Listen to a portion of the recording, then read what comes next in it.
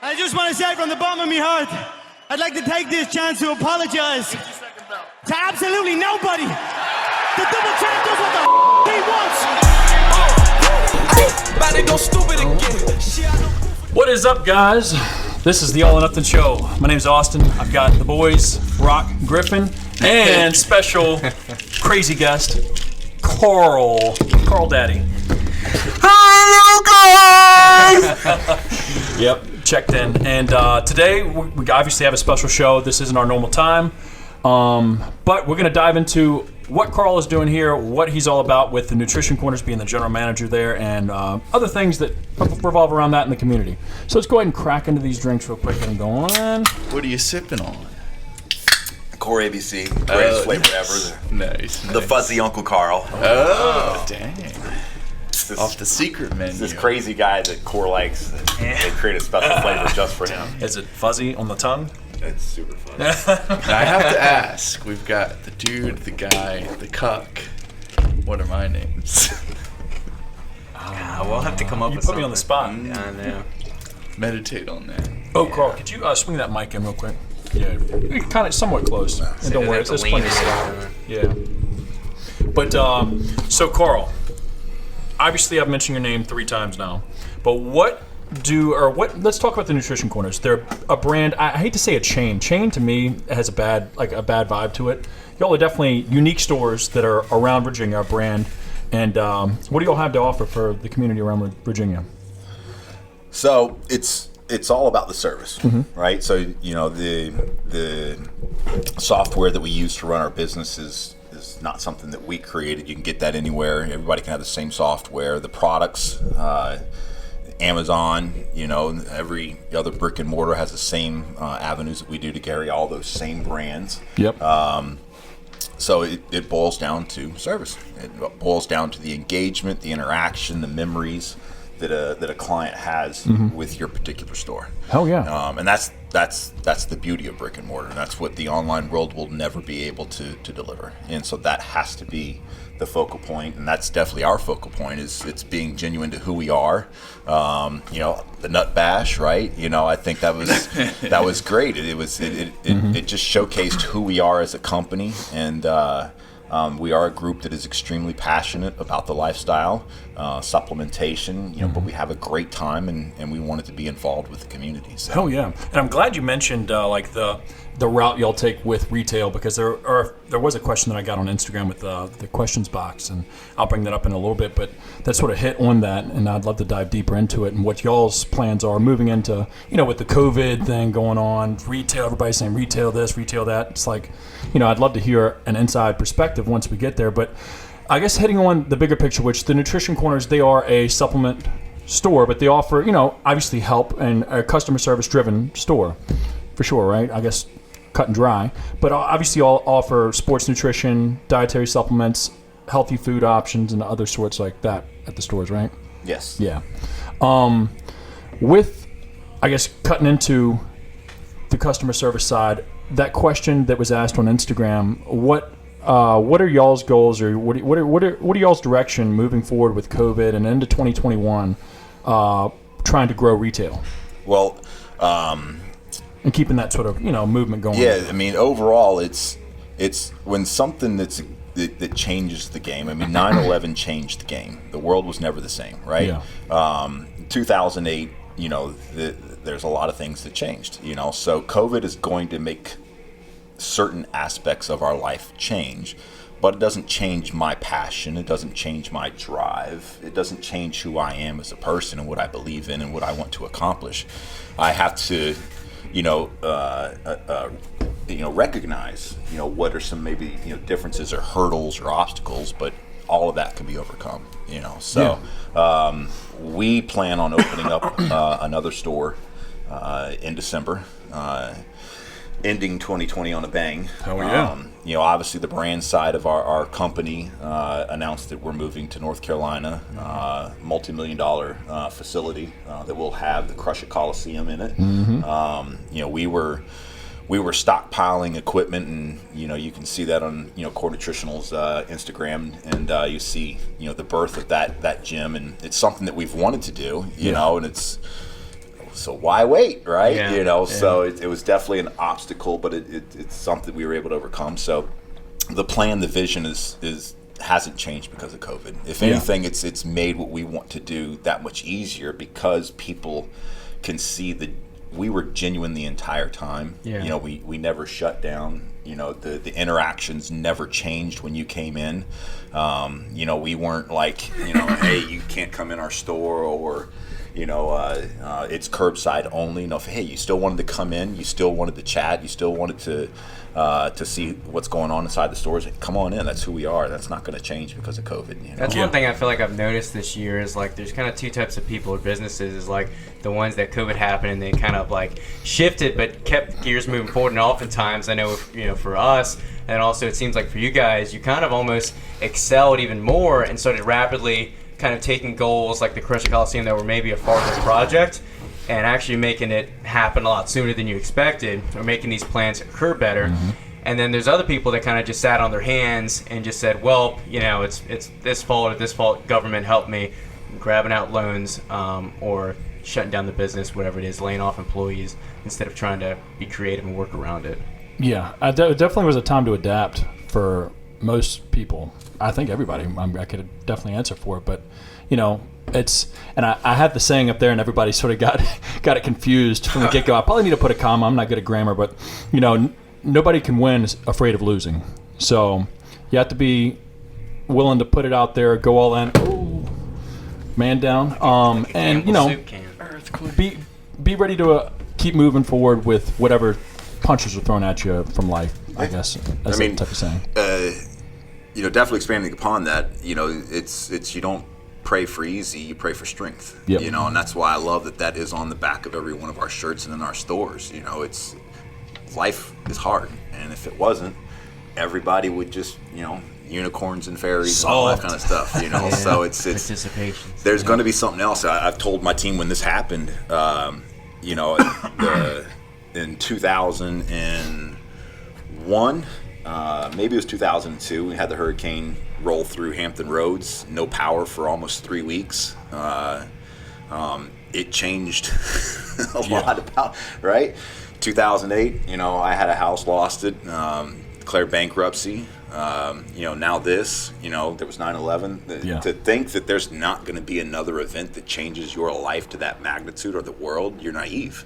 It's going to happen again. So you should take this opportunity. It's like, where did I fail? Where was I not prepared? And then establish some habits to overcome that aspect. You know, it's all the people that found a way to stay healthy, right? Versus those that, oh, well, COVID hit, I'll just not stop or not work out. I won't eat right. You know, I won't do this. You know, it's let me wait it out. Let right? me see where it's going to go. So, and you are in control of the direction of where it goes, for real. So, I mean, to certain aspects, but you know, to sit back and wait would definitely. Well, you're never going to get anywhere not being proactive, or at least attempting to do something. Yep. You're going to at least get somewhere rather than being in the exact same position you were and just being stagnant. For sure. So I'd love to, I guess, get a little bit more insight too, even though we're a little deep into it, is like how you and the Nutrition Corners came to be. Like, was the Nutrition Corners already started with Doug and y'all met and, you know, obviously blossomed into a huge friendship, but, you know, were you outside of it before it was started? Yeah. Okay.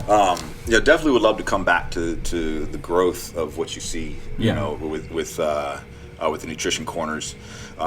You know, next year with going into North Carolina, like I said, you know, now that opens up a whole other state as a playground for us to expand our retail and or the gym side of things, you know. So right now we're looking at where I live down in Hampton to put up a gym.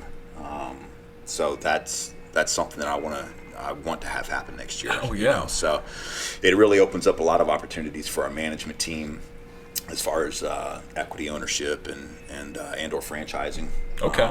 So I really see, because of what happened with COVID, you really had this niche in society that says, I'm going to continue working out.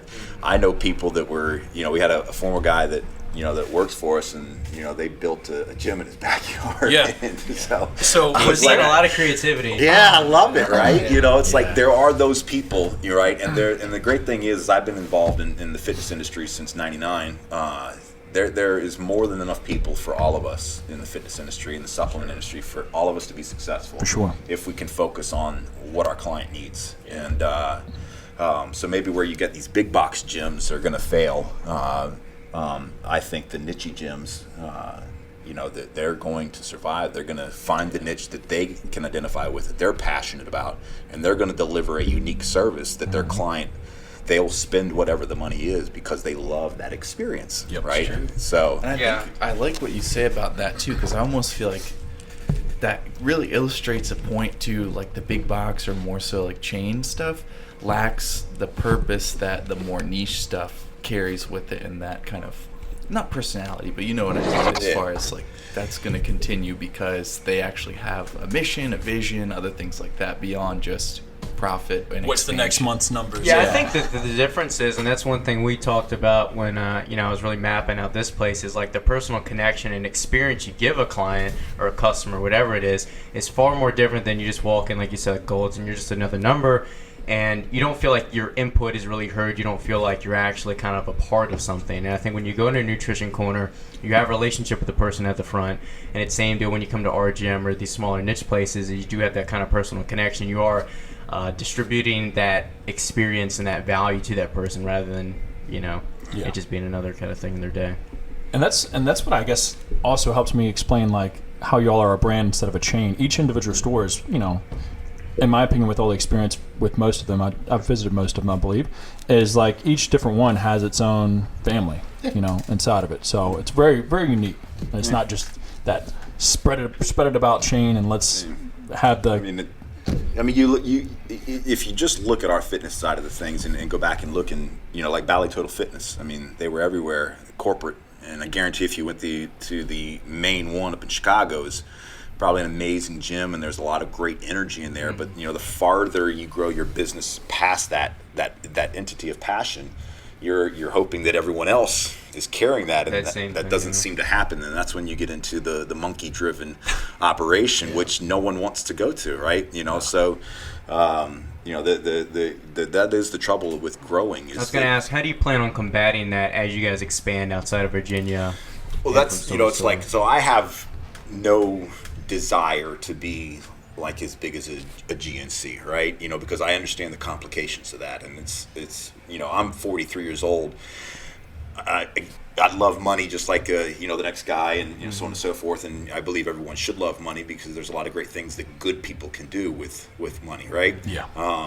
But it also welcomes a lot more micromanaging, because I can't be at all night in stores all the time. I have to have a great team in place. And so we're talking about going to North Carolina. It's like I'm telling him I'm averaging 35,000 miles a year on my car, right? I am married, and I do enjoy being married. I love my wife. I can't continue to do what Carl does. I have to have the team that does that. And a big part of helping that is that they all have skin in the game.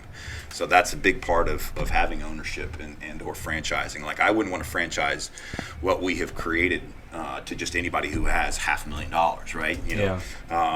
No, you need to be a part of who we are, our niche, But then at the same time, the team can come in and be like, hey, I've got some money, I'd like to be involved, and we're still, the majority owners, but now they have some literal skin in the game, and when shit's hitting the fan, like they're there on a Sunday, right? It doesn't have to be Carl, showing up on a Sunday, right? And hey, you had to work 3 weeks in a row, and it's like when you're a business owner, you get it. I worked 3 weeks in a row or 3 months in a row, So that's really how I envision that we're going to grow, is that because of the interactions, the majority of our team, if not all of them, are all started off as clients, our management team. Yeah. So we're going to continue being real and authentic, and we're going to attract people that want to be a part of that winning team and be a part of a company that can provide that growth, right? Yeah. There's not too many things right now that are growing, so if we can end, 2020 on a growth, and showcase that to the team that's currently here, let alone to teams that come on next year, we have a track record of winning even during something like COVID.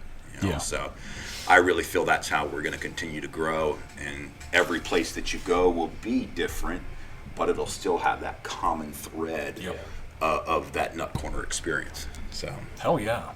So I guess we definitely got in there, but more so, I guess, did you meet Doug? So yeah. I guess we never answered that question. How do you know him? So, definitely going into it. So I'll pull that mic nice and close. So yeah. So the Nutrition Corners started up with Cape Cod. That is the mothership. So James and Katie Karen called James the Godfather because he's just thick as thieves with everybody in the industry, and he's been doing it for so long.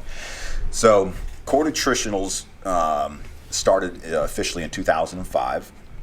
The first product being Core MRP, and James and Doug had created a relationship through the OCB and the IFPA bodybuilding.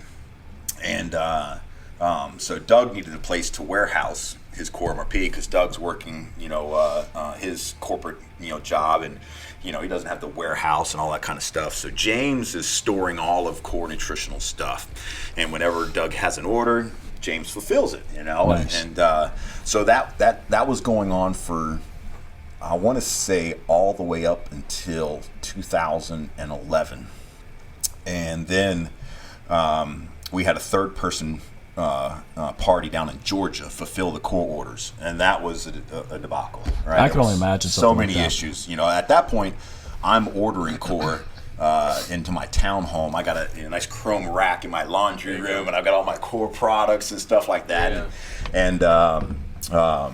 I'm getting the same order issues as all the other accounts, but rewind 2008. I am competing at the OCB Presidential, and I see who I think is Doug Miller with this really shitty demo table, and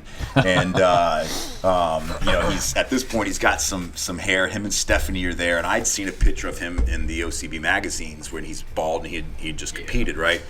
So I walk up to him, and it's like, are you Doug Miller? And he's like, yeah, I'm Doug Miller. And now I'm in a cut-off T-shirt that barely covers my crotch, and I'm in a pair of banana hammocks, right? Nice. And so yeah, we proceeded. I don't remember everything we talked about, but it's just when you meet somebody, just like you just click, and we just click. I posted the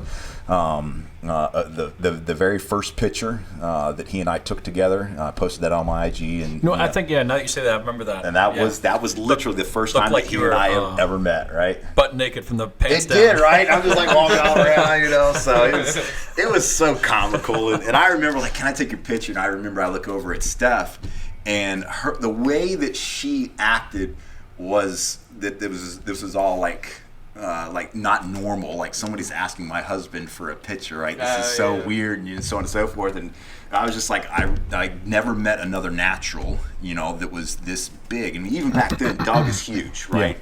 Yeah. And it absolutely ripped too. Most naturals were just not as in shape as Doug was and is. And so I'm with a different prep coach, and my prep doesn't go very well. I reach out to him and say, hey, how much, and blah blah blah. And he's like, well, I don't work with anybody unless it's for 5 months, and I'm a couple weeks out from a show. I'm still in that naive state that I can fix everything in 2 weeks. So he's like, hit me up next time you try to compete. So basically 2009 rolls around, and another debacle with my prep, and so I decided, hey, I'm gonna work with Doug. At this point, I am ordering subs from Cape Cod, and I am taking some core products, and so I do my prep with Doug in 2010. I take all the core products, and I got in the best shape ever. Love his program, loved his mentality towards everything. He's an individual who's a straight shooter. I don't like coddlers. I don't like enablers. And as a prep coach, you need to be able to tell people, you're fat. You need to do more cardio, so on and so forth, right? It just is what it is. And I'm a good soldier. I can be coached, and we just clicked. The discipline that went into that prep clicked. I started driving up to Arlington Nutrition Corner every other weekend that I didn't have my son. It was a 2.5 hour ride. Yeah. just because I wanted to be in the store and hang out with Doug Miller, and even if it was only sometimes like 15, 20 minutes, because it's a Saturday. It's not like I was texting him. It's like, hey, Doug, I'm coming up to see you. It's like, I didn't want to be that kind of guy, right? Yeah. And I would eventually like bring friends. We trained at the Gold's Gym across the street. I remember the first time I got to spot him on doing like 110s or 120s on DB Military Press, and I'm like, oh my God, I just got to spot Doug Miller. It's so cool, And so I'm learning more and more about supplements. I was already, into, researching supplements and hey, what can I do to take this, and taking a bunch of singular ingredients, instead of what we have. The supplement game it's changed so much. Yeah. And so I started doing demos inside of a store, and then I would send clients to buy all the supplements. He's like, why don't you become a core, retailer yourself? I was like, well, I don't have a business. And, so he coached me, and I'm like, well, you don't need to have a storefront, Carl, know? So that's how I get involved with core. And, for the next couple of years, I'm doing core demos at any bodybuilding show I could. I went out to Arizona to do the IFPA Worlds out there in 2011 or 2012, something like that for him. And so basically, at this point, I'm at One Life Fitness, and my career is coming to an end there for lots of different reasons, and it kind of it worked out. He got to see a different side of me, through the business side, because I started up at One Life Fitness in Burke, Virginia, so he was just 20, 30 minutes away. He'd come and hang out with me sometimes, and I would like to think that from, understanding who One Life Fitness was and the success that they were and who were the ownership, it wasn't like I was just working for any, Tom, Dick, and Harry, and so it's like I had some credibility on management at that point. And so Newport News 2013 comes on board, and then boom, we just start putting more and more, and the rest is history. So. Yeah, and that's cool how you just mentioned earlier, the people that are coming in now, or when new people come in, usually they come into management from working from the bottom, and you are the proof of that. You started from being a customer, then a client, and then working your way into now one of the highest, obviously, second in charge or something like that, maybe. Whatever, the general manager, but Patrick might fight for that position. I'm the GM of the nutrition He's on the corners. board. Okay, So I run essentially day-to-day operations for that side. Gotcha. So you really don't dabble with the brands. With the brand side, I don't do as much as what I used to do. Yeah. But really, at that point, there was not a whole lot for me to do, anyways, other than hey, where's the demos that I can do, and I did some account sales. I was not very successful with that, and I'm not good at the phone. I'm more of a people person, and that's where definitely Patrick, is he is the GM and whatnot, so to speak, of Core Nutritionals. Whether his title is VP or sales management or whatever, but so I am not as involved with Core. Okay. Core's like its own monster. It really is. They joke with me that I'm on Planet Cup, because sometimes I'll get involved in meetings and I'm like, X, Y, and Z. That, Carl, we went over that like a month ago, and I'm like, okay, well, I'm over here, Are you involved more or less with America Labs or energy side of things, or no, same concept? So my basic involvement with the brands side now is really, I guess, the commercials. That's really where my involvement comes in. So. That's really cool that y'all are able to, I guess, I'm sure y'all do end up having meetings where whether the sales team, Patrick or Samantha, meet up with the Nutrition Corners management, because y'all have the insight on the sales side, so y'all mesh. I'm sure it meshes very well, instead of being a one-sided company, it's you got both ends, so they can learn from the retail can learn from the, when we have the management meetings up north, obviously, Pat comes in, he's involved. We got the management meeting this week down here, and Pat's coming down with Doug, for that. But definitely, it does give insight, since he is on that side and we're kind of on this side, so we can bounce ideas off of each other, and he can say, hey guys, I went to a store and this is what I saw, good or bad. He's sharing that stuff, and it is good, because sometimes, yes, when you're young, and you're in your leadership growth, it's you look at the leaders above, and it's sometimes it comes across as that they don't appreciate or respect, but you have to realize, like, I have 20 some years of experience. Sometimes if I say jump, you just need to realize that I'm telling you to jump for the right reasons, because 23 years has told me that's the right answer. Yeah. And sometimes, I I definitely need some pushback, right? Because as the industry changes, you need pushback from those that are more currently involved in some things, so that we can all grow and learn. But yeah, Patrick, that side, he comes in and he can be like, guys, I know you hate it when Carl says X, Y, and Z, but here's what I'm experiencing of those who don't do X, Y, and Z. And, so a lot of that comes into cleaning, so. Small side note question that I thought of. They talked about it, but I haven't seen it, and it's not Googleable. But did America Energy have an original orange flavor ever at some point? See, they told me, yes. But I'm a huge citrusy American flavor made. guy. Okay, that's what I heard it was called. It was good. Is there any chance it could come back? There's always a chance. It just wasn't a producer. I mean, I love that flavor. I'm a big It was orange good. guy and lemonade I guy. was going to ask you a question related to that. How do you guys kind of know? Is it just based off of numbers, but like maybe how to pull or when to pull something or when to kind of maybe revamp something? Is it kind of off of preference? Is it off of just sales, or Do you all just relate kind it of to the rest of the cycle? flavors? I mean, I guess it's a good Yeah, I question. mean, I would say that some of the flavors that have dropped and are going to drop are because of sheer numbers, but at the same time, it's because we have a better vision.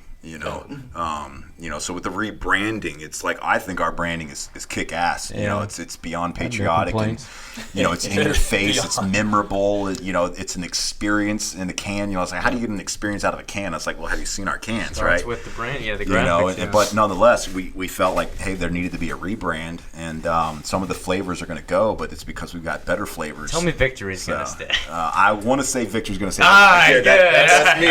That's my You're favorite. gonna lose me. That's one that sits around here pretty often. That's my favorite flavor. I don't do a lot of good. energy drinks, and but I save them for kind of like my road trips, and that is my go-to flavor. It's such a great flavor. I don't want to drink anything other than that flavor. First sip. It is crisp, ice cold. Damn.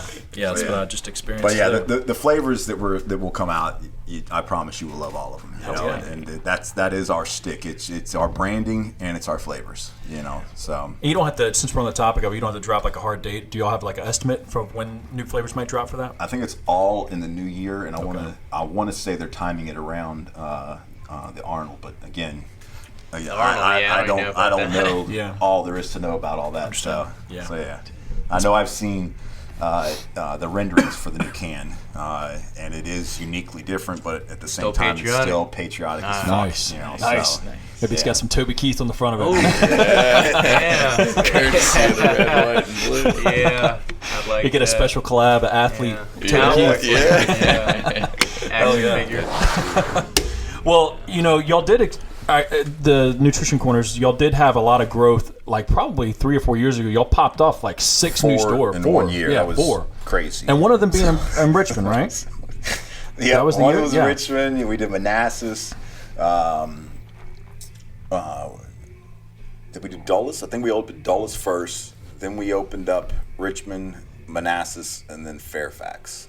And we had Patrick who had taken Arlington to new heights, something that no other manager had ever done.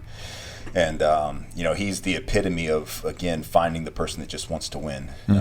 He had like maybe 2 weeks of training and took over that store. We fired everybody. He worked 3 months nonstop, open to close 7 days a week, and put that store never produced the number that it produced the very first month that he took over. And it just goes to show you that you have to find the right people. Yeah. Now, going off of that, just out of curiosity, I feel like, I've seen you guys at the Arnold. I've seen, a couple nut bashes, other things like that. And compared to, other stores or other vendors or at OCB shows or other things like that, I feel like, and maybe I'm biased, but you guys can probably back me up, but like, you guys have run a very well-oiled machine and have a very solid crew, I feel like, and present yourself very uniquely at a lot of these things, especially compared to most other supplement companies or vendors.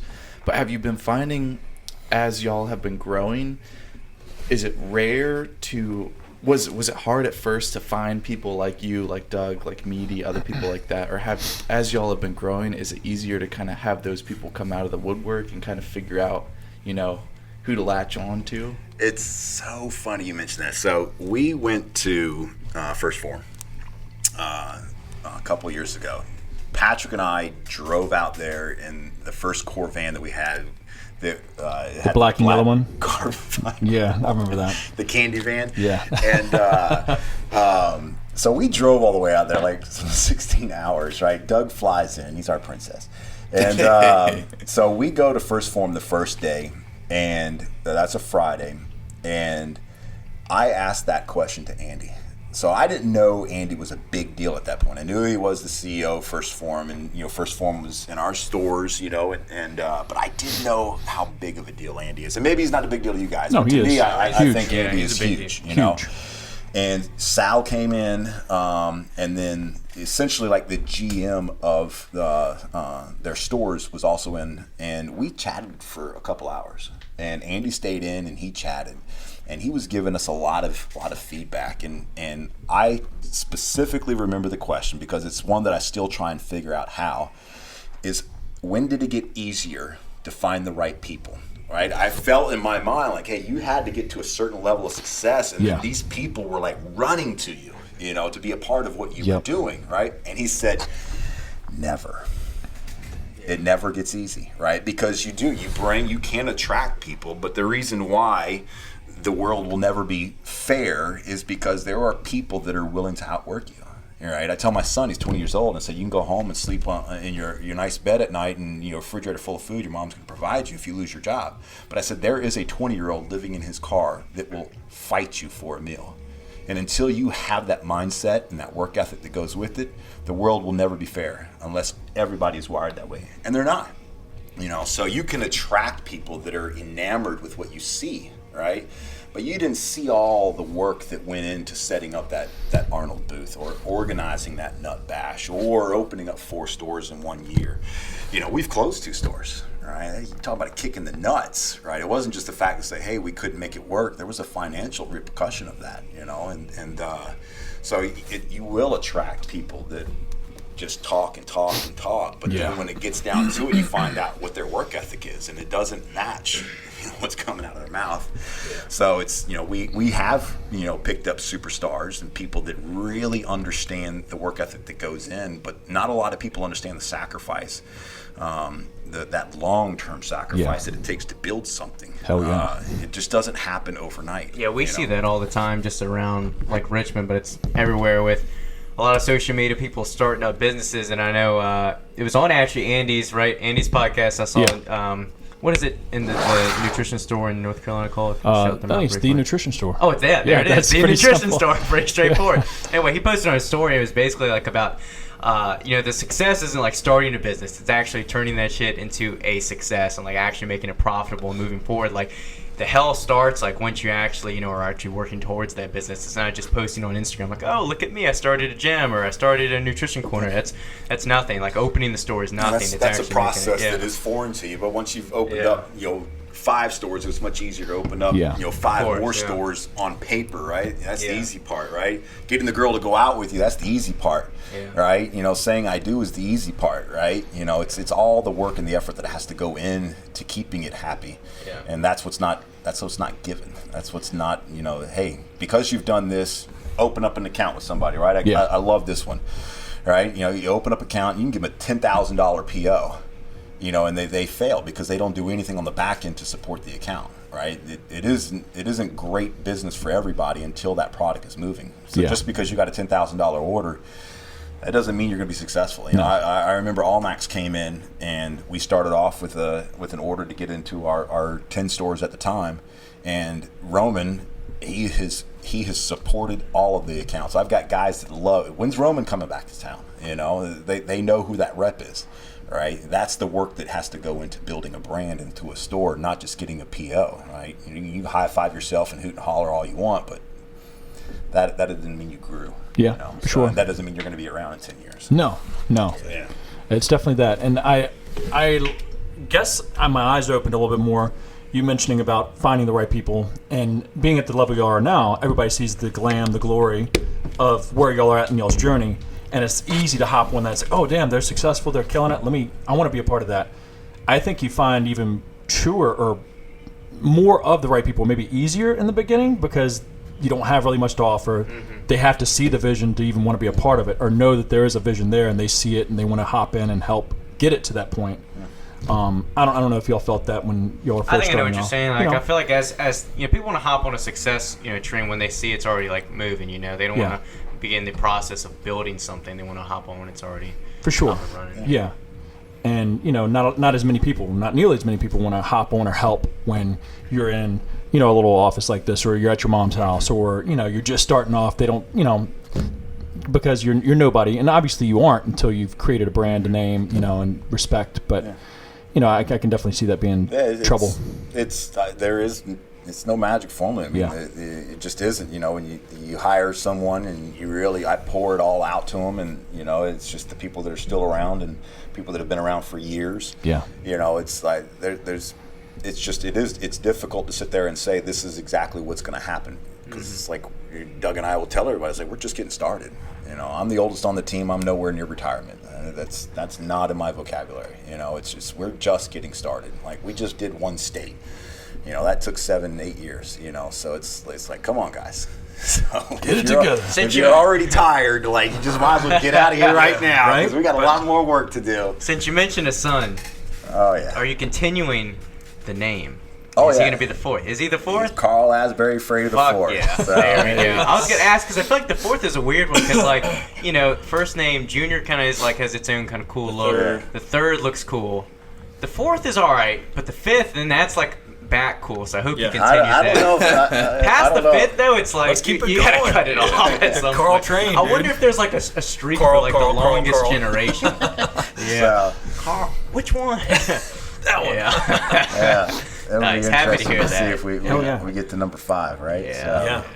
So, Old Grandpappy. there you go. I'm Happy Carl. Yep. Yeah. Well, now, since we are in Richmond, or we're close to Richmond, we're right outside of it, a little bit north, the Short Pump Nutrition Corner location, that one started a few years ago, and I remember it popping off and hearing that the nutrition corners were coming into town and stuff like that. I think I went to the Open with Ronnie Coleman. I think they opened. Was that the Open? That was I think it was the grand opening. opening. Yeah. That was awesome, grand opening. It was a lot of fun. His hand just engulfs mine.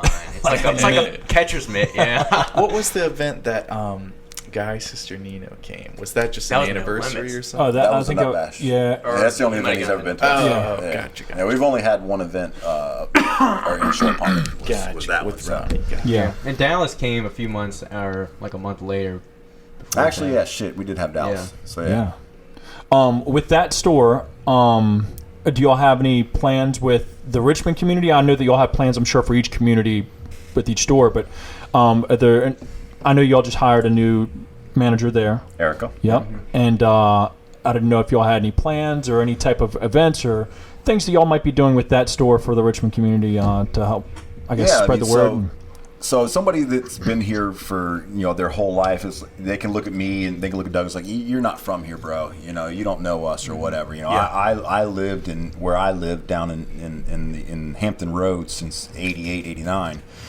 Doug was a big part of his life. Is he lived up in Arlington. He put the store literally at his front door. Where his gym was at. So we kind of had a family, a network, down there, and so I don't have that here in Richmond. But my wife and we got married here at Maymont Park. Beautiful park. So it's I do like Richmond. We come here. Me and my bros, we would come up here to Gold's Gym West Tower. We'd train. We'd go to Whole Foods and we'd kill the buffet, and and that was an outing. What are you going to do there? Well, we're going to drive to Richmond Gold's Gym. We're going to train legs, and we're going to go. And that was fun for us, right? Yeah. So I've been coming to Richmond for many, many years. I'd come up here to Whole Foods and I'd buy oatmeal and quinoa by the bag, and I'd go down and I'd sell it to clients, and because you couldn't. There was nothing. There's no like Whole that. Foods down there. Oh gosh, and there's still no Whole Foods. Well, they got one in Virginia Beach, but you had Trader Joe's. Yeah, but we didn't even have Trader Joe's at the time, right? So it's like, so I've always been frequenting Richmond, so. But you have to have somebody that knows this community and someone that the community can identify with. And so our first manager was not from here. Our second manager was close to, was from here. Our third manager was on the outskirts. And, Erica, she's been here her whole life. So I'm really hoping that network. For sure. And again, when you talk about having a family-owned and operated small business, it's nice to know that whoever is the manager of that is kind of like they're a local. Yeah. And she's already definitely had, I've seen a lot on social media with people, growing a community around that with, check-in and all the things that are really popping off with that location. Did you have any questions? Other ones? Okay, well. To go back and answer, yes, the goal is to grow 3 to 4 stores here in Richmond in the gym. I'd like to have that type of a footprint here in Richmond. And I was going to mention is I feel, even though we've been in Richmond for forever now, I feel like Richmond really hasn't even cracked as far as a community, a huge community. I mean, it has a bunch of gyms, but it doesn't really have. I feel like the problem with, and I guess I imagine that other cities and states are the same way, but I feel like the problem with with the gym culture around here, one is that it's mostly just corporate gyms. So it's either AmFam, Golds, or you have your tiny little Anytime Fitness, things like that. And then 2, I feel like things, and again, part of this is just social media, and so it's probably around all gyms, but it's very cliquey on who hangs out with who, and only goes to certain gyms and things like that. So it's kind of hard to have a collective kind of vibe around Richmond right now. But I think as things shift a little bit, as kind of quarantine has kind of forced people to go to Goals, even myself temporarily, because it was the only one open at the time. I feel like more people are getting to know each other, and events GymFlo ran with the party in the gyms where they could get people in, whether they were members or not at Goals, and what we plan to run here is a chance to kind of meet the people that you follow on Instagram, live with them, get to know them, and actually grow a community and culture. And that's why we were glad I mentioned to you to have the Nutrition Corner here for opening, is to get people hearing about different brands, local businesses, spreading the word, things like that. Getting people on more local supplements rather than just going to GNC and buying whatever the representative tells you, but meeting GymFlo, hearing about it, buying it and things of that nature, For sure. And also, speaking of with the party in the gyms and doing some community things or trying to start creating more community things, I just feel like Richmond, it hasn't had, besides, I think one big thing that's helped build, and it's more so bodybuilding, is Jay Cutler coming in and doing his shows here in Richmond, which has started to get some more, I guess, direction towards Richmond. But I think smaller brands like this gym, GymFlo obviously, and other brands that are around here, I think creating some more niche opportunities will help. I don't know. I think people help this area prosper a little bit more with the fitness culture, for sure. But I guess with the Nutrition Corners, the only other thing that I was going to ask was, when y'all get to North Carolina, do y'all have any spots set up immediately that y'all have been looking at for your next location down there? So personally, our southern region around the military has been huge. The support that we get is huge. I will say that whatever you want to classify it as, there is a big difference between the Northern Virginia, Maryland border and Southern Virginia, and kind of like the rest of Virginia. So whether that has something to do with our success, we were open much sooner than Northern Virginia after COVID, but again, our stores never shut down. We had more support for our stores down south than we did up north, and so I think in the city type thing, the easiest way for me to chalk that up without being controversial, and I have no problem being controversial because that's just who I am. But I would just think that just because I did live up there for a short time, and because I know people, year after year up there, the city life is all about consistency in travel. And convenience in travel, right? So if something's off that beaten path of travel, you tend not to support it. Yes. And so for the supplement side of things, I think it's been harder to grow what we wanted to do up there because of the convenience factor of just getting it online, right? To go to our store can be a 45-minute trip, right? And we've had some success, right? But it hasn't been consistent success. And so taking that into consideration, I think going into a military-rich area such as Fort Bragg, the Fayetteville, North Carolina area. Funny enough, my dad was stationed there.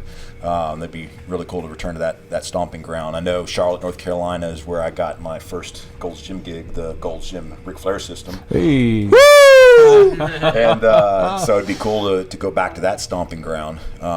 So I don't know at this very moment in time, where would you go? I don't know if you had anything. I don't even know if I would be more inclined to want to start with the store rather than a gym. Gotcha. So I mean, I really like the idea of an all-inclusive community. For sure. Out of one building. One-stop shop. I was going to say, is there anything that you can elaborate on what you plan for? I believe what I've heard is they're going to be called like training corners, or like how you plan on partnering that. I don't know if you can touch on that. So that would be another ownership opportunity to franchising opportunity, and all of it is just spitballing right now. Nothing's been definitive, but overall rebranding, change something to be called the Nutrition Corners at Short Pump, the Nutrition Corners at Newport News, and then the Training Corner at Hampton, the Training Corner at Short Pump.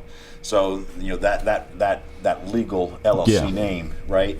But at the same time, we just fucking love the Crush It Coliseum. I mean, I just fucking love saying it, and it's just so it's like, do we just want to just roll with the Crush It Coliseum? So we know we'll have a Crush It Coliseum, when we open up the core HQ, and that will be there operational from day one. We'll be open to the public, and so how those continue to grow, if we keep that completely separate, that could be another franchising opportunity in itself. Whereas the Training Corner kind of comes with the Nutrition Corner, because you can put one inside the other, right? For sure.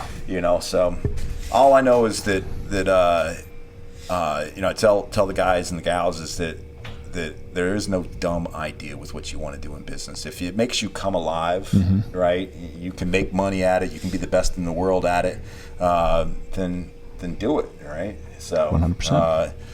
I feel as though that there's a lost art of just loving the iron. It's not about bodybuilding and powerlifting. It just there's something about just lifting weights. And it's like that's the culture that I want to have in my gym. I don't want to have any bodybuilding aspects on the wall or anything like that. I just want it to be a place where people love to come and train. That's a vision I have. Sure. It's going to be obviously more than my vision. This is a team thing, but that's what I want to facilitate out of the gym. And so that's why I like the Training Corner. It's like, hey, it's where I go train. It's not where I work out. This is where I train. I'm doing this because I want to get better. And that culture, that family that you can build around that. Yeah. You have 500 members. That's great. I don't need 10,000 people to be happy, right? But if I had 500, I'm more successful than your one gym that has 10. Yeah. Right? Well, you mentioned it kind of earlier when you were talking about, the more you expand, it's harder to kind of keep that consistent culture and that vibe and displace or share that passion amongst people. And that's kind of, what you just mentioned with members is, I know with our smaller gym, that's something we kind of emphasize is we're fine with just keeping that 200 to 250 member base and just making sure that everyone's kind of on the same page. Everyone's here to train. Everyone's here to get better every day and have that discipline and that culture, and it be like a more supportive environment rather than, only competitors or only, people that have a certain date in mind to compete for and things like that. You run it like a country club. I've been in some really nice country clubs, and they're much different than your average little podunk golf course that you go that's run by the city. So it's like, that's what I want. I want a country club gym. Right? So if you don't put your weights back, I've got 10 other people in line to beat your ass before I ever have to say anything to you. So we're talking about the gym bouncers. That should be a thing. Hell yeah, dude. Start bouncing you out quick. Well, I guess I have two more questions after hearing all that. Did you mention at all that would you be packing up and maybe going to North Carolina if or is that completely out the door? No. So my wife is a firefighter in Hampton. Oh, okay. Yeah. So as of right now, for that being the primary reason, but the secondary aspects is it wouldn't make any sense for me to go to North Carolina because right now I'm centralized between the Northern and North Carolina. Yeah. And right now, my job is to still inspect what I expect by store visits. For sure, right? If you let that slide, it'll be a so it's like I still want to go out in the Roanoke Blacksburg area. We were checking that out last year, and that fell through. We put an offer on a place, and I still feel like that could be an area of growth for us. So right now, at least for the next 5 years, I don't foresee a reason for me to strategically leave where I'm at. So. Yeah, for sure. So and now that I think about it, somebody needs to stay up here. Not everybody can just go down south. Ultimately, it's like, I am 43. I'm not thinking about retirement, but, there's a phase of my life where I don't want my day-to-day to be consumed with running the Nutrition Corners. I want land. I want to ride four-wheelers and blow shit up every day and play with goats and pee out my own front porch. And, I don't want to wait till I'm 70 years old to do that, right? So it's like it's not an exit plan. It's just that's the part of my life where that will incorporate several days of my week, and the Nutrition Corners will incorporate 7 days of the week. And I've got people on the team that are moving in the right direction so that I can have that next. That's a 10-year goal. Is to find land and be away from society and you know. So not a compound, just tired of living in concrete walls, you know, so to speak. Hell yeah. Of city life. So. Yeah. Well, Griffin just moved out to the country, and he's been loving it so far. Nice, secluded.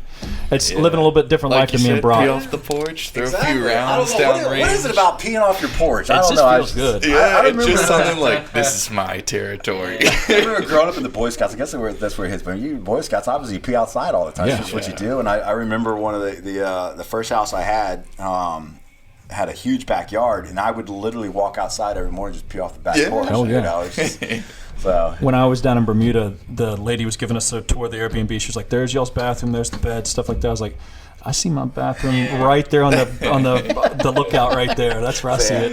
I was at my mom's. She lives up in Covington, border of West Virginia. And I was up there to celebrate her 65th birthday this weekend, and we went out Saturday morning riding 4-wheelers. They have 100 acres of land. Damn. And it's at it's in the mountains, but it's like a midway point to another a bigger set of mountains aspects in the back. And she's got a huge stream that goes through her property. And so we're literally riding 4-wheelers in the mountain trails and, you know, all this kind of stuff. And I come back, we have this epic country dinner. Or a country lunch, you know, country fried, you know, chicken, country fried steak, green beans, mac and cheese. Feel it in the soul. Mashed potatoes, and then I go take a 2-hour nap, and then I go out front in the front yard and I shoot my gun. You know, it wasn't like I had to like go somewhere specifically to be. Hey, Mom, I'm gonna go outside and shoot. I go, okay. All right. So it's like, it's great. So. I think that's the best thing too. Is you can kind of do everything self-sufficiently. You don't have to go pay a membership to a shooting academy. You don't have to go do this and that. Like, you just kind of have it all. Yeah. And you don't have to ask. You just do. Exactly. You don't have to ask. Yep. So one big thing to finish this off is the nut run. Yes. That was just posted yesterday, or another reminder. So what entails the nut run? Since the nut bash was a thing, now we're evolving from that. So I wouldn't say we're evolving from it, because the nut bash, I think, regardless of the presidency and all that kind of stuff, I think, you know, the nut bash will happen next year. Okay. You know, so the lack of social gathering in these premature victory parties in our streets and, you know, whatever. So I think we're going to be completely fine to have our nut bash next year. Sure. Regardless who the president is. Go Trump. Hell yeah. It ain't over till January. Right? So. He's convinced. He'll be 10 years down. He won, damn it. So we wanted to obviously be able to do something to bring everybody together, right? And the Nut Bash was never about a sale. It was about a celebration of our industry. What did we like best? And we love the Arnold because it brings all the reps together. The Olympia brings the reps together. I mean, this is a group of people that we see at kind of like these events. You know, I can go to some crazy supplement store and probably a place you never heard of, but I'll still see Roman there. You know, I'll still see Joey, you know, and so on and so forth. So we wanted to do something where the reps could have a really good time that wasn't so stressful, because it is somewhat stressful to do these bigger booths. You know, you're setting up for hours upon hours, you know, and the amount of people that you're talking to, and, you know, running a booth at a big time event is not easy. There's a lot of glitz and glamour, but I mean, it is not easy. I remember going to the Arnold, the second year or the third year, we were inviting some of our staff, and I was trying to prep them for what we do, and then one of them was like, "Oh yeah, we get to go out and go gambling and drinking after we're done." I was like, "No, you need to get your ass back to the hotel room and, you know, take care of your store, because I'm still paying you as a manager of the nutrition corners. You're not a core employee, and this is not a nutrition corner event. You know, this is a privilege that you've earned to be here. So you got to still make sure your store's doing what it's got to do. You got 6 hours of sleep, and we got to do this all over again the next day." So here's your catheter, your energy drink, and your pre-shake meal. You know, so no bathroom. You and I would definitely need a catheter. You know, so the Nut Bash was about creating an event to where, you know, we could have that Arnold experience without all the craziness. You know, have the celebrities there, so that the fans could enjoy that, but also I want to like close all our stores down and take our entire staff to the Arnold, right? You know, it is something to be proud of. It's like, you know, we're just getting started. We're core nutritionals, you know, America Labs, and we're over here with all the big, you know, people in the industry, and like, hey, we're here, you know. Well, I'm glad it's local too. And, I don't have to drive all the way to Ohio to have it. You know, so that's the Nut Bash and why we created that. So I wanted to be able to do the same thing with the Nut Run, but have it kind of overcome the obstacles that COVID has placed upon us. Well, the governor has placed upon us. So one of which was we were up to 250 people at an event, and then that got changed to 50, right? You know, there's no way we were going to be able to get the 250 past the Nut Bash, but, you know, the 250 at a store event, you know, I can finagle that by you know, a couple different things. So definitely down to 50 makes it even harder. So it's like if we have a poker run, so the Nut Run is essentially what a poker run is. Have you ever heard of a poker run? I have. Right, so back in my Fast and Furious days, before Fast and Furious ever came out, we were doing poker runs, and I learned this from the motorcycle community. And so basically, you drive, you show up at one bar, a motorcycle bar, hang out, whatever. You pick a card, you go to 3 other spots, enjoy lunches and beers and whatever, and then you come back to the original and you pick another card. And at the end of the day, whoever had the best poker hand wins half the pot, $10 to $20 to play, typically in the motorcycle community, that whenever I saw this, they would always keep like $20 to pay for their food for the day, and they'd give it all back to the pot. And so it went to a local charity, and it was a way for just camaraderie, hanging out and enjoy your motorcycles, enjoy the ride. So we adapted that to the car scene. We did it down south, and you know, it was huge. We'd have hundreds of cars hang out with us, and we'd raise thousands of dollars for charity. And we'd have small businesses to donate prizes that you could raffle, and so we would collect even more money. So I said, all right, well, we could do a poker run, but through the nutrition corner. It's called Nut Run. And so, you know, you're going to pay like $20, and automatically 10 of that's going to go to a pot for a winner at the end of the day. The other half is, you know, a shelter for battered women, or the Good Samaritan House. I think it's the Good Samaritan House out of Virginia Beach that we've done something with before. And we're probably going to start at Oceana Nutrition Corner. They got the biggest parking lot. And then you'll go to Princess Anne Nutrition Corner, Virginia Beach Nutrition Corner. Draw your cards, and then we're going to have a workout in the afternoon at and this is alternative, but House of Champions or Iron Asylum. And whichever gym you go to, you'll pick a card there. You don't have to go to both. Okay, gotcha. So just whichever one you go, we'll have that downtime. People can hang out, we work out together. So it all starts and ends at Oceana. At all 3 of the stores, we'll have anywhere from 4 to 6 brands represented, demo booths with the reps. Spend $99 and on that particular brand, and you get a custom swag. And I was very, very, you know, adamant. Like, look, I don't want a shaker, right? I want something that's unique about your brand to make a connection with our clients, right? This needs to put some thought into it. This is a $20, $30, $40 gift or something like that. And the only way to get it is full 99 on that specific brand, not 99 at the store, right? So 5 of them, 10 of them, right? It doesn't matter, but it was something that was unique. They couldn't go and get it on Amazon. They weren't going to get it off your current website.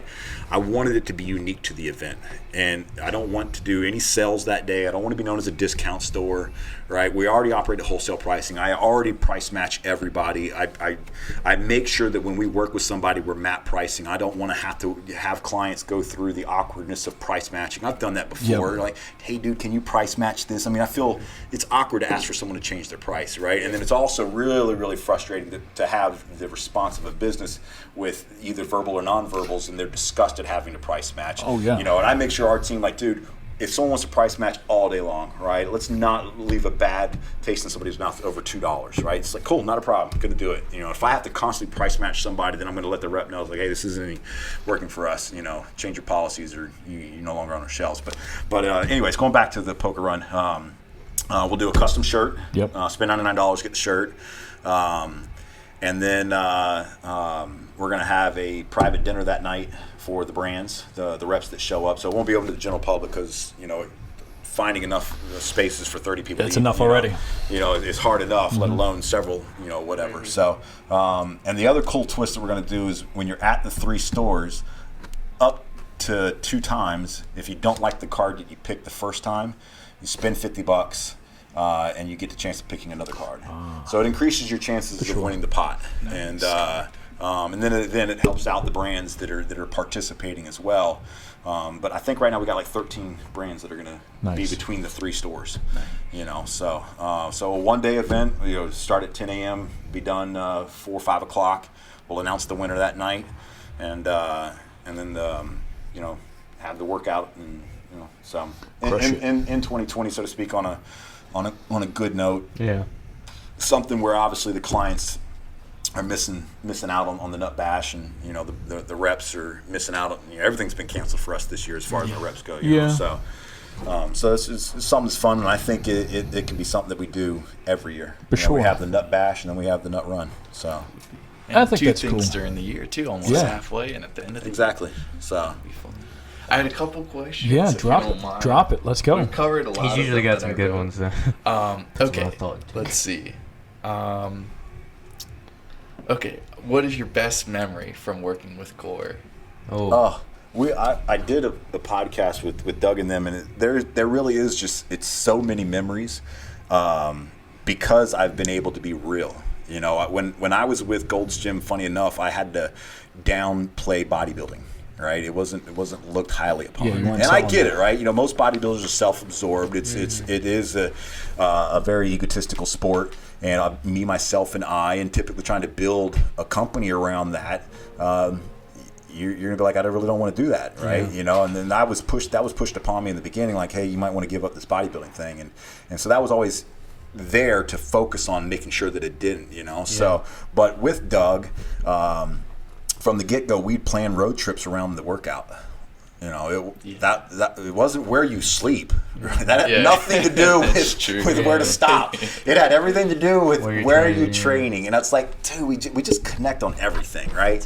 And so there really are. There's just so many great memories that I have working with, the nutrition corners, with Doug, with Patrick. And a lot of them are, it's going to be, a lot of the more intimate, the bonding moments, the behind the scene type things that are more fun when you're being more vulnerable, and really opening up with who you are as Carl, and Doug is being who Doug is out of the limelight, so it's just it's hard with like what's the most, some of the funny ones. So going back to the Arnold. And this is the first one where we set up our big gigantic booth, and that was a lot to put that thing up. So come the very last day, with you get up super early, you hurry up, you get there, you got to be there like 7:30 before your booth opens. Put your final touches on your booth, get ready for the VIPs who come in an hour early. You're standing there all day long, and it's not just, hey, I'm Core. I'm talking to Joey from Wisconsin who doesn't know shit about me. And Joey's got to give 100% of my passion. And then I'm going to talk to Susie, who has a teenage son. She doesn't know anything about supplements, right? So not only do I got to, showcase who I am as a company, but I got to do it in a way with someone who doesn't know who I am. And so you're having hundreds of conversations every day like this, and you are so mentally tired. So we're cramming down pre-workout food. You get back to your hotel, you change, you take your pre-workout, you go train. You're lucky if you're training at 7:30 at night, and then that's a whole nother heightened situation, because you're training around all the crusheteers, your entire team. You're training in a gym full of, where everybody's like just crushing it. There's superstar celebs that are in there. You go to Kroger when that's all said and done, you re-up, and then you get back to your room if you're lucky by 11 o'clock and in bed by 12, and you get up and do it again the very next day. So Sunday rolls around, and this is the first time that we had the ridiculous little skinny mics, right, with a little ball on the top, right, and we're not used to talking into the mics, or at least Doug and Patrick are, right? And so after several days lack of sleep, you get to that kind of like that delusional state, right, and where everything is just overly funny and you can't stop laughing. And so Doug and Patrick are standing there in front of the backdrop, and Bobby says, all right, go, and Doug goes, yo, we out here. And it's just the way he said it. It's just like it's not who we are. Yeah. It was a very delusional way. He just automatically started dying laughing, trying to keep his composure. Patrick's dying laughing. Doug starts crying. He's laughing so hard. And so it became a thing of we out here, you know? And it's like we out here. And so it was just that moment, but everything they took to create that moment was a really cool memory, you know? And so we talk about that. The latest one is we're having a conversation in the break room where all the $1 million ideas happen, and Doug will, multiple people are talking, and all of a sudden Doug will come through and he'll be like, "Where am I?" Oh shit! He's been going through whatever he's going through in his head. He's, "Where am I?" So I was like, "Okay, well that's our next shirt. Is where am I?" So damn. Yeah, a lot of the road trips that we share. Pat talked about one that we did. We were at Plymouth Rock, and we're standing out at a fence that oversees the water, and he's just standing there with his arms on the fence, and he's got his arms far enough to where I can come from behind and put my hands up, and I put on his chest.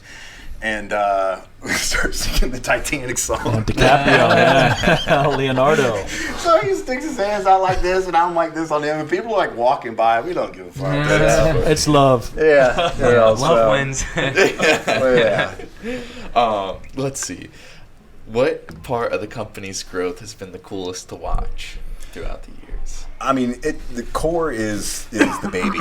Everything revolves around core and its success. It funds a lot of what we do. So to see core start off in the basement of Cape Cod Nutrition Corner, progress to a third party in Georgia, I take over running the warehouse in a 4,000 square foot, maybe it was a 2,000 square foot office space. It wasn't a warehouse, right? Yeah. We had to ask them to put a hole so I could get the pallet jack to get pallets into this other room. And I mean, it was clean. I kept it precise. Everything was lined up. Everything was labeled. And I just remember the day we got the 2 loads and the pallets were like overstacked. I had to unstack them to get them through the door. I mean, it was not set up for what we were trying to do. Yeah. But it's like, this is who we are. We out here. We have a warehouse, Making it happen. And delivering, to UPS first thing in the morning. The stuff that we were doing. Carl would come in and help me at night. Set up pallets or set up orders, and then we progress to something bigger. We bring on someone else to run the warehouse part time and then full time, and then we get a forklift and it's serious when you got a forklift. You got machinery. We got pallet racks, and it's like. It's just seeing every little stage grow and get bigger, and it's like now we're moving into a multi-million-dollar facility, and so that's been the coolest thing is because it started off the way that it did, right? Definitely. And it started off with that. Hey, this is $10,000 of mine. I have a vision because I'm sick and tired of what's going on in the industry, and everything that we've ever done has been because of that. So I mean, it's similar. With the nutrition corners, there's a lot of great stories there.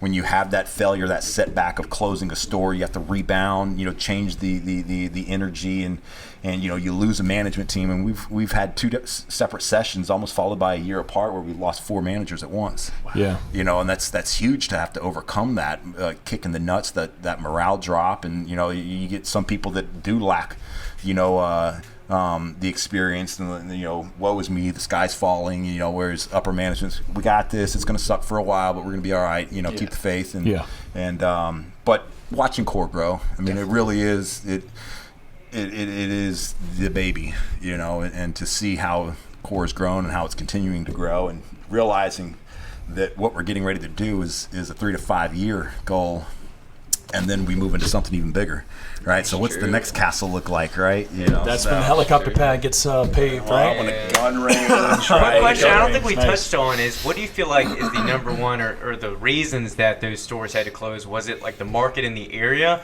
or was it the personnel that was there, the management, or what do you feel like was the driving force of having to close those stores? Not to be total like level 5 everything is your fault when it's not good, but it really is my fault, right? I second guessed the quality of the management that I had put into that situation. I should have learned from previous situations that there were certain aspects of a manager that I overlooked and I shouldn't have overlooked, right? To put up a store, in any business, you get to, Craig Rochelle talks about Gitmo, good enough to move on. But at the same time, that first impression is everything. It is absolutely everything. It can make or break you. It really can, because when you open up a business and not everything is really set the way your vision is, right? I can't see your vision. I can see what's in front of me, right? You can tell me all day long what you want to do with your gym, but what you present on day one is what the community is instantly going to talk about. 20 years ago, before we had social media and all that stuff, whatever, now that first impression flies that much quicker, right? So your first impression is absolutely everything. And if you open up a business with the wrong manager, then shit, you got to overcome all of that. And all those people, I mean, we've seen thousands of people at Richmond. We should be in a far better financial situation than we are there. But because of the years of bad leadership in that key role, we're having to overcome that, and that doesn't happen overnight. Well, and I think, and it's not even like a negative harp on, because I think that's something that you've noticed and you've worked on, and with Erica coming in, is I noticed, because like I said, I was there at the grand opening, and I've noticed the constant change of managerships there, and I think that, if it's something I noticed, which I'm sure obviously you've noticed, you got to imagine customers are noticing that and probably questioning. It's hard to build a relationship with the customer when the management's constantly changing. So that is a good point that you brought up. My stepsister goes to Short Pump, and she'll give me some insight. It's undercover. It's funny. With Fairfax, Stephanie goes in and she'll give me and Doug some feedback, and I've got friends that have called me in tears about their experience inside of my store, and we're far from perfect. We're still getting better. We're learning it.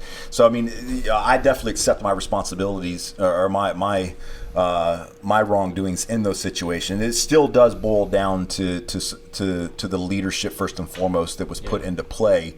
I feel as though every community that we ever went to, we could have been successful at, but it was having the right person that was willing to pay their dues, and in every situation where we haven't been successful, I can clearly pinpoint what I did wrong, but at the same time, I can clearly pinpoint what the manager was not willing to do. It's not that they did something wrong; it's what they weren't willing to do. And most people just don't get it. I mean, I can say "fuck you, Doug." I'm gone. Peace, bounce. Doug is still left with 100% of the responsibilities financially. His house, his college. I mean, everything he has, right? And whereas all these other guys, they're like, whatever, I don't care today. Fuck you, I'm out, right? And so when more and more of our team has the attitude that, hey, their skin is literally in the game, then I think it changes everything, and you don't necessarily have to have skin in the game, but your hopes and your dreams and your faith and what you believe is wrapped into your work. You want to do everything you can to make that work successful. If you're not tied to it, you can just walk away, and it's not as big of a hit. So you definitely have to find that in those people, and I will say that the more we grow as a team, the more people throwing their hat into the ring to take on leadership roles. So in that regards, I can come back and say maybe that's been a little bit easier, but still, they're not seeing the whole big picture yet. A lot of it's because of their life experiences, their maturity levels, and their work ethic, and but that's huge as far as that growth goes. Definitely.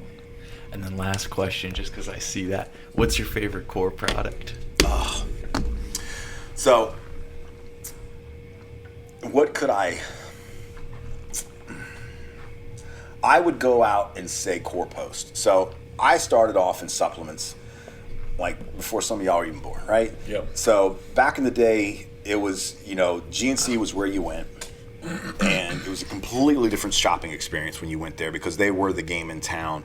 And, so I remember popping all the amino pills, your multivitamin pills. I mean, everything was a pill except for the weight gainer, which was like choking down vomit. We were looking at one of the old school magazines because we had to get one more for the haul, and they had like protein tablets back in the 70s. Right? And it's like looking at those advertisements are just it's absolutely crazy. It's so funny to see some of the old school bodybuilders create supplement brands, and they wonder why they're not successful stateside, right? You could be very successful overseas because they don't know any better, and it's just a nice way of putting it, right?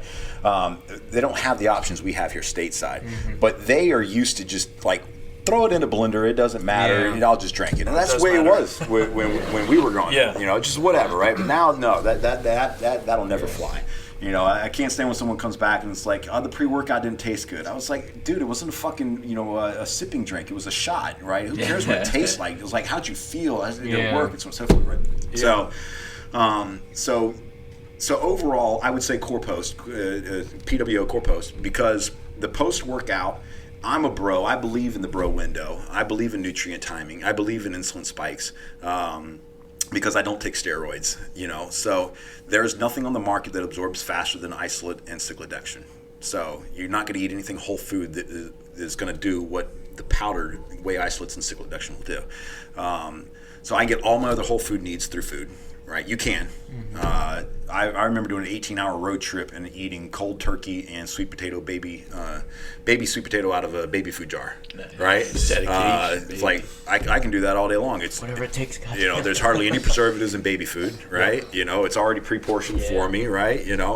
And I remember being on a plane doing that, and they're looking at me like, "What the fuck are you doing?" I was like, "I'm a bodybuilder, right?" So it's like. The extra aminos, I do believe they play a role, but again, it's not going to be more important than that post-workout. The micronutrients, again, if you're getting enough whole foods, then I'm not completely behind the curve, even though I still believe in, obviously, the pre-workout. I don't know. I don't understand what the big deal of this pre-workout is. I hate when customers come in and like, I need a pre-workout. I'll be like, all right, Jesus, you take this one, or Trey, this is all you. Right? I don't want to talk about these. I care about pumps, and that's fun, but 500 mgs of caffeine, 400 mgs of caffeine. It's like, I would be in school all day long. I would go play basketball for a couple hours. I would train, lift weights. I did this Monday through Saturday. Lift weights and play basketball and play racquetball. I'd go out and play football, and then come home and go play football and get pissed off when it was time to go into the house. And can I go back outside and skate? And it's like, I don't understand where this lack of energy comes into play. So 200 mgs of caffeine, just fine. Right? Anything more than that, I think, is counterproductive. Pump products, those are super sexy, right? I remember getting great pumps. That's why I fell in love with training. I had no idea what I was doing in the gym. I just knew if I lifted a whole bunch of shit really quick, I got a pump. So I just remember being in the gym. There was no rhyme or reason to a workout. I would just do all kinds of shit for a couple hours and walk away with this huge pump. And so when iForce Nutrition came out with Hemavol, that was the first pump product. And it was like, holy shit, like that was something realizable that you put into your body that I felt, and so then, the pump category exploded after that, so I care way more about what a pump is than I care about the caffeine. So that's why I'm loving Core Zone, because Core Zone's got 150 mg of caffeine and then the Tropics, right? And then I take whatever pump product I want to take with that. So I love. The next thing I would say after that is going to be your natty anabolics, laxogen and phosphatic acid, and anacyclus, and things of that nature, increasing protein synthesis. And what about the balls, man? So the balls, core balls. That one doesn't affect me as much as the big Papa Stack. So I definitely will take balls, but I noticed I feel way better on alpha and test. The balls are just protein, right? So I thought you were talking about Liberty balls. Oh yeah, I am throwing out the terms. I know there's different stuff. No, so I'm talking about core balls. The core balls. Core balls. Those, they really are like, and I love how core balls started. That was just something that Dave was doing, in his kitchen, and he would do them for clients, and he brought them into work, and we're like, Dave, your balls are amazing, And so it's like even my son will show up to the warehouse, because my son does all the driving for the nutrition corners, and so he'll walk in, and Dave, what kind of balls you got today? And so the balls are going to be a huge hit. The ingredient profile. I'm not really big into functional foods because they lack the micronutrients, and then they also lacking high quality sourced ingredients on macros, period. But core balls are totally different when it comes to all that, and they actually taste really, really good. So I'm excited to see how the industry responds to core balls. So I tried a few, pretty good, pretty good. But if I was going to do a favorite supplement, it would be that core post. It's the most important one, that I'm not going to get through Whole Foods. So. But I mean, that's definitely really hard, because I'm the guy who wants to go, really fast in a car. So it's like there's never enough parts you can buy for your car. Hell no. So hell no. That's always more. You find something. Yeah. So. But Well, that might be it for this one. Carl, thank you for coming out for the show and telling us about the Nutrition Corners and everybody that hopefully gets to watch those. And if you're around Virginia, definitely look up the Nutrition Corners. I believe it's at the Nutrition Corners on Instagram and Facebook and stuff like that. They're all on social media. And definitely come out to the Nut Run December 5th. Going to be a great time. Word. Yeah, thank you again. And we are out of here. See you next week.